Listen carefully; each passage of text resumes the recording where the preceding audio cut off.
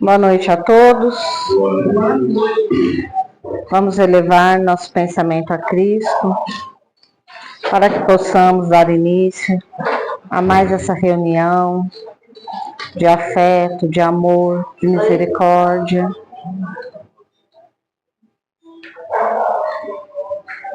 Que possamos neste momento agradecer a Deus por estarmos aqui, unidos em seu nome, buscando seus ensinamentos, a sua sabedoria.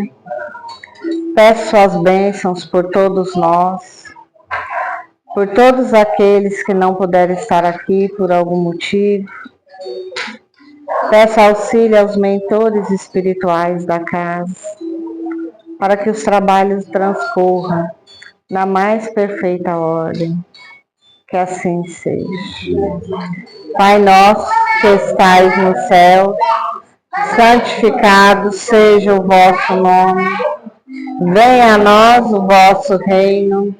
Seja feita a vossa vontade, assim na terra como no céu. O pão nosso de cada dia nos dai hoje.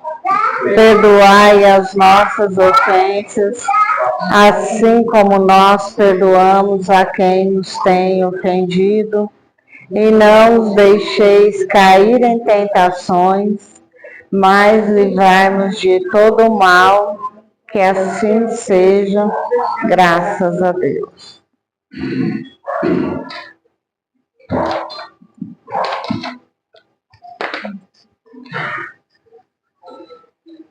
Para nós, por favor. Equilíbrio. Simone.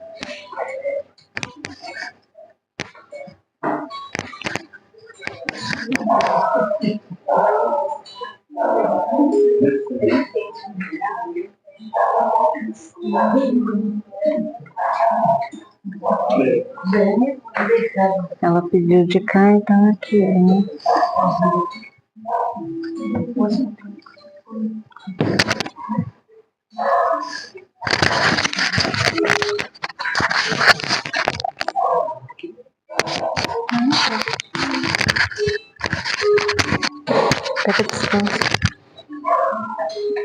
Boa noite a todos. Boa noite. Sejam bem-vindos. Que a paz de Jesus esteja nos nossos corações e que possamos mais uma vez estar aqui reunidos em nome de Jesus e buscar um pouco de conhecimento, uma transformação íntima, né? Um pouco mais, como se diz, de Jesus para a nossa vida. Aqui foi aberto no Evangelho segundo o Espiritismo, no capítulo 17, Os Bons Espíritas. Vou ler o iniciozinho aqui que vem falando a passagem que está na Bíblia, que está em Mateus capítulo 5, versículo de 44 a 48. Mas eu vos digo, amai os vossos inimigos, fazei o bem ao que vos tem ódio e orai pelos que vos perseguem e caluniam, para serdes filhos de vosso Pai que está nos céus, o qual faz nascer o seu sol sobre bons e maus, e vir chuva sobre justos e injustos. Porque se vós não amais senão os que vos amam, que recompensa haveis de ter? Não fazem os publicanos também o mesmo? E se vós saudardes somente os vossos irmãos, que fazeis nisso de especial? Não fazem também assim os gentios? Sede vós logo perfeitos, como também vosso Pai Celestial é perfeito. Essa passagem que está em Mateus vem trazer um ensinamento, vários ensinamentos, né? Mas é o ensinamento do sermos perfeitos. E para sermos perfeitos, temos que amar. E como que é esse amor? É um amor pleno, é um amor incondicional, é um amor estendido a tudo e a todas as criaturas ao qual a gente pode, digamos assim, estar visitando, estar convivendo, né? Então veja que é um amor que extrapola essa nossa visão limitada de amor. É um amor que chega ao auge tanto em quantidade do que você pode se dar, quanto a quem você pode dar esse amor. Porque Deus é assim, né? Perfeito, né? Sábio, justo, bom, misericordioso. Não é um amor seletivo, é um amor com todas as outras virtudes acrescidas. E esse é o convite do sede perfeitos. É um convite de transformação da nossa visão íntima do que é realmente amar o semelhante, né? É uma característica do sede perfeitos. É o amor com todas as virtudes acrescentadas e estendida a todos aqueles que a gente conhece, tido como inimigos, desconhecidos ou amigos ou familiares, né? E na leitura de hoje, o subitem é os bons espíritas, e diz o seguinte: o espiritismo bem compreendido, mas sobretudo bem sentido, conduz forçosamente aos resultados acima, que caracterizam o verdadeiro espírita como verdadeiro cristão. Pois um e outro são a mesma coisa. O espiritismo não cria uma nova moral, mas facilita aos homens a compreensão e a prática da moral do Cristo, ao dar uma fé sólida e esclarecida aos que duvidam ou vacilam. Então, aqueles que são espíritas, não basta dizer que se é espírita, é um esforço diário para ser realmente considerado espírita.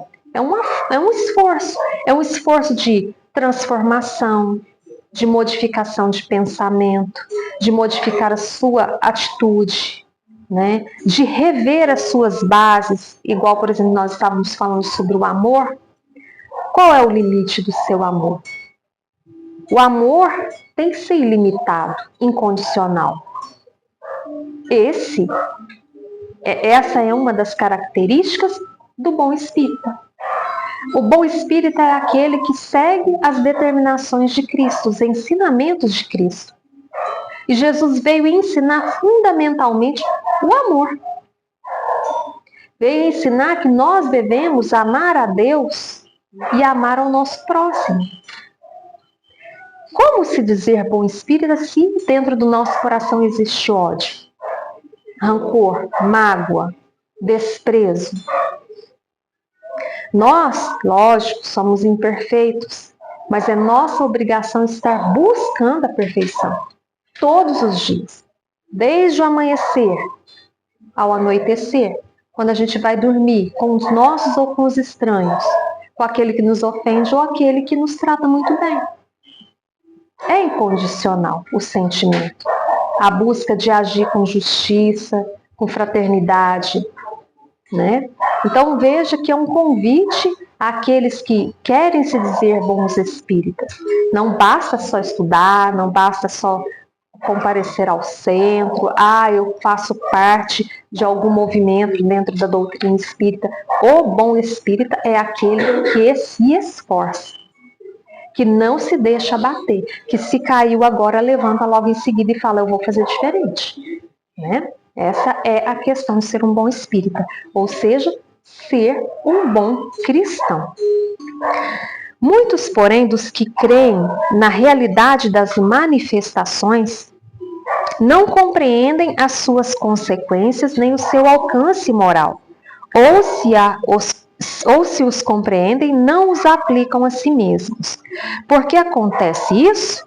Será por uma falta de precisão da doutrina? Não, porque ela não contém alegorias, nem figuras que possam dar lugar a falsas interpretações. A clareza é a sua própria essência, e é isso que lhe dá força, para que atinja diretamente a inteligência. Nada tem de misteriosa, e seus iniciados não possuem nenhum segredo que seja oculto ao povo. Veja que muitas pessoas que às vezes não conhecem a doutrina espírita têm uma fantasia muito grande a respeito, né? Ah, será que eu vou no centro, então vou ficar vendo espíritos? Ah, será que eu vou ser excomungado pela minha religião? Ah, o que vai acontecer comigo se eu for? Ah, o que acontece lá?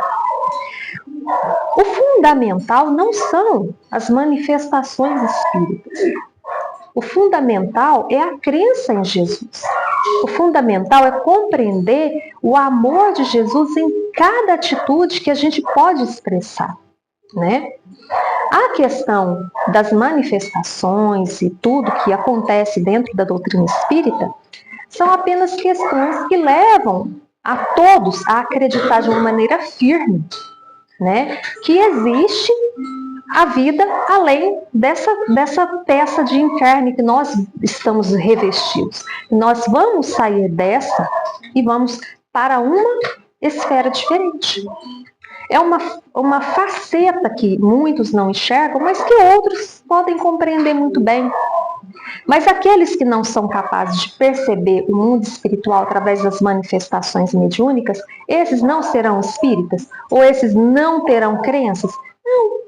Não é preciso vir para crer, né? É preciso ter fé, é preciso acreditar, é preciso ter certeza daquilo que vem ensinando. Então veja que Jesus veio e trouxe a verdade do amor. E quer comprovação maior do amor do que a gente reconhecer que existem os espíritos e que eles vivem em contato conosco? Quer maior justiça, quer maior amor, acreditar na reencarnação, acreditar que Deus pôde trazer para nós esse conhecimento através da doutrina espírita? Isso é um véu que se abre e que esclarece a mente de muitos que sofrem, que às vezes vivem fechados em um contexto, em um pensamento de que a vida se encerra no túmulo. Ah, eu vou ficar dormindo para sempre, até que um dia eu serei chamado, né? Ah, aquele que morreu estava cometendo crimes, por mais amado que fosse por sua mãe ou por alguém ente querido, está perdido para sempre. Não, né? A doutrina espírita, ela abre o entendimento para tudo isso. Ela é capaz de explicar os sofrimentos. Por que sofrer? Por que as diferenças sociais? Por que uns vivem ali a vida tão plenamente e outros, desde que nascem, vão sofrendo? Existe explicação dentro da doutrina espírita para todas essas dúvidas que, às vezes, em outras compreensões religiosas não se explica, não há como haver essa compreensão, né? Dentro da doutrina espírita, a gente sabe que existe este esclarecimento. E como bons espíritas, é nossa capacidade e a nossa capacidade de entendimento, é bom que aquele que sofre, se ele estiver aberto, que a gente possa plantar a sementinha do entendimento, que é um conforto, porque a doutrina espírita, ela é consoladora, né? Aquele que sofre, receber uma gotinha de luz de entendimento, né? Ele passa a ter um conforto dentro do seu coração. Ele não precisa se transformar em espírita, e não precisa, né, necessariamente ser obrigado por nós a viver a verdade que a gente acredita. Mas, fundamentalmente, a doutrina espírita, ela é consoladora, né? E nós, como bons espíritas, temos que ser assim, compreender assim, e não obrigar o outro a ser aquilo que nós somos, aquilo que nós acreditamos. Seria necessário, então, para compreendê-la, uma inteligência fora do comum? Será que os espíritas, eles têm uma inteligência acima da média para entender algo que os outros talvez não aceitem? Não, pois se veem homens de notória capacidade que não a compreendem, enquanto inteligências vulgares, até mesmo de jovens, que mal saíram da adolescência, aprendem com admirável justeza as suas mais delicadas nuances. Isso acontece porque a parte de qualquer maneira material da ciência não requer mais do que os olhos para ser observada, enquanto a parte essencial exige um certo grau de sensibilidade que podemos chamar de maturidade do senso moral. Maturidade essa independente da idade e do grau de instrução, porque é inerente ao desenvolvimento num sentido especial do espírito encarnado. Então veja que não é que quem compreende a doutrina espírita, compreende as leis que nós vamos aprendendo dentro dos estudos, não é que esses são mais inteligentes. Não, é uma questão de sensibilidade, é uma questão de percepção, né? É uma questão de a mente já estar em busca de um conhecimento, de um entendimento que o outro não está buscando.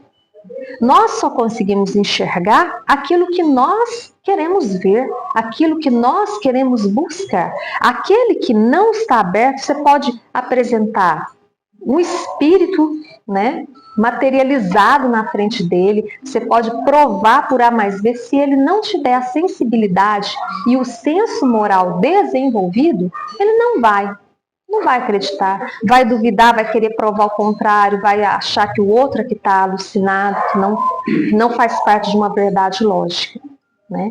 Então, veja que muitas das vezes nós queremos, né, que o outro entenda, mas o outro tem que estar aberto, o outro tem que estar na busca, o outro já tem que ter feito perguntas dentro de si para querer entender.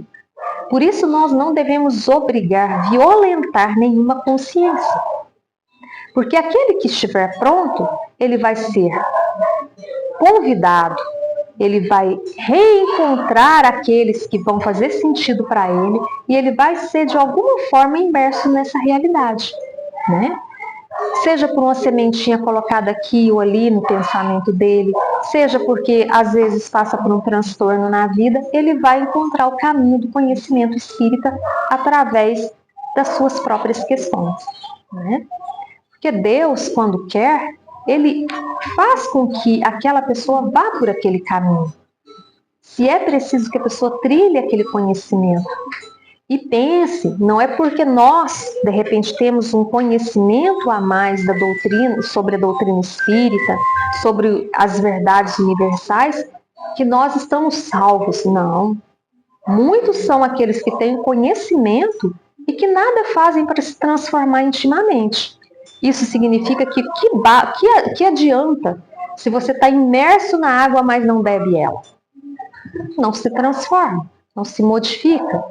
Ter conhecimento, mas não ter transformação moral, é a mesma coisa de estar, como se diz, mergulhado em uma água e sair dela seco, né? Em algumas pessoas, os laços materiais são ainda muito fortes, para que o espírito se desprenda das coisas terrenas. O nevoeiro que as envolve impede-lhes a visão do infinito. Eis porque não conseguem romper facilmente com seus gostos e seus hábitos, não compreendendo que possa haver nada melhor do que aquilo que possuem.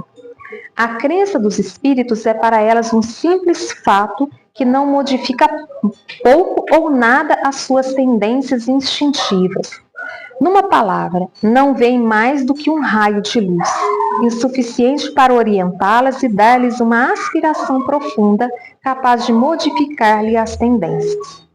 Apegam-se mais aos fenômenos do que à moral, que lhes parece banal e monótona. Então vocês veem que quem às vezes frequenta o centro e tal, às vezes avalia aqueles que frequentam, sem forma nenhuma de crítica. Há aqueles que vêm e são perseverantes, há aqueles que vêm, perseveram, mas não se transformam. Há aqueles que não vêm e nem comparecem, nunca vieram ao centro e são verdadeiros, digamos assim, pessoas que, mesmo diante de pouco contato com a doutrina espírita, ou nenhum contato com a doutrina espírita, ou contato apenas com a sua religião, se transformam intimamente. E outros têm todo o conhecimento e não se transformam em nada. Outros só querem, às vezes, fazer o trabalho mediúnico. Outros só querem estudar, mas não colocam em prática. Então, são figuras. Outros que, às vezes, vêm pelo sofrimento, resolvem a sua questão e tchau. Né? E existem aqueles que vêm pelo sofrimento e ficam. E vai. E tem N possibilidades de pessoas que frequentam. Todos eles serão acolhidos. Todos eles serão realmente olhados por Deus com o mesmo amor. E o centro espírita também olha da mesma forma, porque ninguém violenta a consciência de ninguém. Aquele que precisa de ajuda, a gente estende a ajuda. Aquele que precisa de um acolhimento, a gente estende o acolhimento. Mas está dentro de cada um a vontade, a sensação do dever, a vontade realmente de pensar assim, será que é tudo isso que eu vivo de material que importa? Será que não existe nada além disso? Né? Às vezes, em algum momento da vida, existe um clique, uma palavra, um conselho, um acontecimento, uma tragédia, uma alegria, né? E a pessoa se transforma. Então, veja que ser espírita tem muitos tipos de espíritos. E a gente tem que se perguntar, né? Que tipo de espírita eu sou? Eu sou aquele espírita que busca transformação? Eu sou aquele espírita que vou só para fazer o comparecimento no dia certo? Eu vou porque eu gosto de fenômenos? Eu gosto porque ali eu sinto paz, mas também não levo paz para nenhum lugar? Que tipo de espírita nós somos? Pessoalmente, intimamente, né? Essa pergunta é uma pergunta importante para a gente não ficar navegando por mares desconhecidos dentro de nós mesmos, para a gente pelo menos ter um objetivo de saber para onde a gente está indo. E ao se fazer essa pergunta, pergunte em que você pode melhorar, em que você pode se transformar, sendo espírita ou não. Né? Existe sempre um caminho melhor quando a gente se pergunta se está no caminho certo. Né? E se estivermos dentro da doutrina espírita e quiser se transformar, são tantas as possibilidades, né? Então, que Deus ilumine e abençoe as nossas escolhas, os nossos pensamentos e o nosso olhar. Querem comentar alguma coisa? Ou perguntar? Não?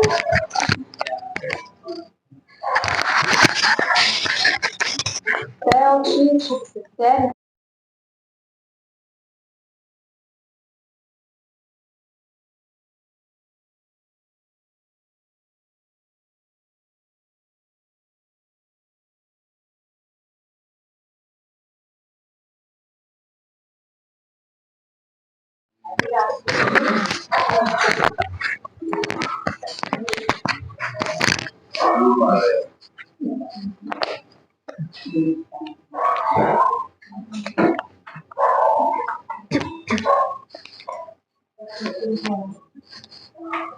Regeneração. Senhor Jesus, suavizai nossas dores, concedei-nos a resignação, especialmente se for necessário esse caminho para atingirmos a evolução. Quando a humanidade estiver regenerada, a dor fugirá de nós, e os povos todos redimidos já não farão mais escravos, já não serão mais algozes. A vítima de hoje, o seu suposto verdugo perdoará, e o agressor irá ceder ao bem, quando vir a fraternidade reinar. Senhor, concedei a calma a todos que sofrem a dor, pois amanhã irão bendizer o caminho percorrido para o amor.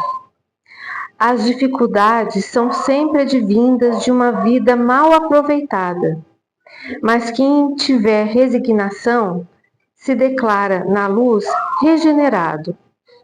Como espíritos imperfeitos, necessitamos de tribulação, para que em caminhos de dores aprendamos a amar aos irmãos. Jesus, abençoai a nós todos, nos caminhos que vamos percorrer, e ponde no nosso interior a certeza do vencer.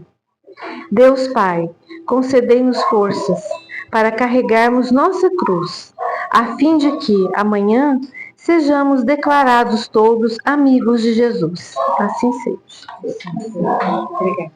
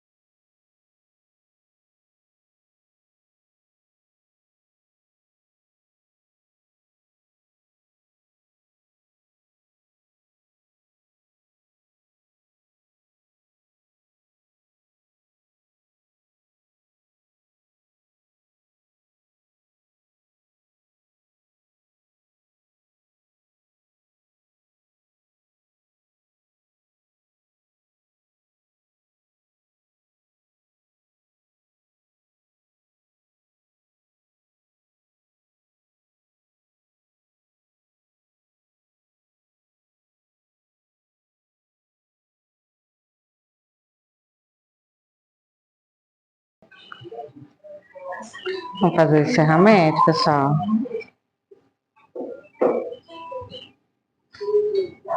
Então vamos elevar nosso pensamento a Cristo e agradecermos, né, por estarmos aqui, unidos em seu nome, buscando seus ensinamentos, a sua sabedoria.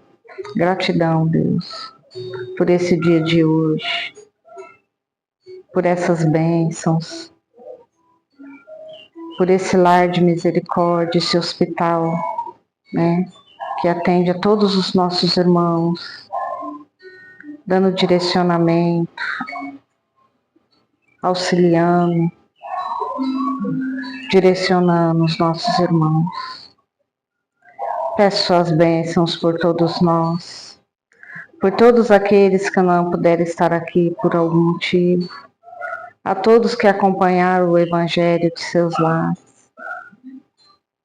Peço suas bênçãos, Senhor, a todos os irmãos que estão nos hospitais, a todos aqueles que estão acamados em seus lares, Senhor. Peço suas bênçãos a todos os idosos, aqueles que são zelados por sua família, mas principalmente aqueles que estão no lar de idosos. Peço suas bênçãos, Senhor, a todos os pais e mães de família, principalmente aos desempregados, Senhor. Peço suas bênçãos a todas as crianças, que serão o futuro do nosso amanhã. Peço suas bênçãos, Senhor, a todos os irmãos dependentes dos vícios, qualquer que sejam os vícios, Senhor. A droga, o álcool, o cigarro, a comida, os jogos, o sexo, qualquer que seja o vício, Senhor. Peço suas bênçãos a todos os nossos irmãos que estão nas penitenciárias, Senhor, e necessitam tanto da vossa misericórdia. Mas peço principalmente a todas as mães que rogam e pedem pelos seus filhos, que estão no mundo do vício, que estão no mundo do crime, Senhor, que estão no mau caminho. Consola todas essas mãezinhas que têm o seu coração tão sofrido e que rogam e pedem pelos seus filhos. Que assim seja. Pai nosso que estais nos céus, santificado seja o vosso nome. Venha a nós o vosso reino, seja feita a vossa vontade, assim na terra como nos céus. O pão nosso de cada dia nos dai hoje, perdoai as nossas ofensas, assim como nós perdoamos a quem nos tem ofendido. E não os deixeis cair em tentações, mas livrai-nos, Senhor, de todo mal, de toda perturbação, que assim seja, graças a Deus. E assim, damos por encerrada mais essa humilde reunião de hoje, na graça do Senhor Jesus. Que assim seja.